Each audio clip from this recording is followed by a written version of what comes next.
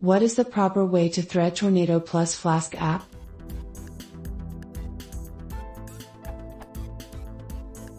I made a web app with Flask and ran it with Flask's own web server with parameter threaded equals true. It worked perfectly.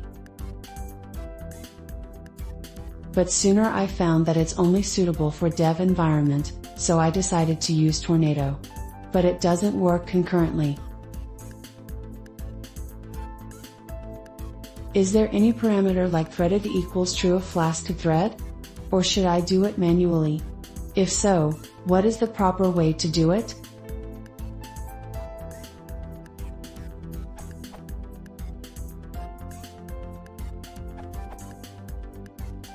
Tornado's C container does not support threads, which means that it is also not suitable for most production usage. The rest of Tornado is, just not C container. It's only a good idea to use Tornado's C container when it's important to serve both Tornado request handlers and WSGI applications in the same process. Otherwise, I recommend Unicorn or WSGI.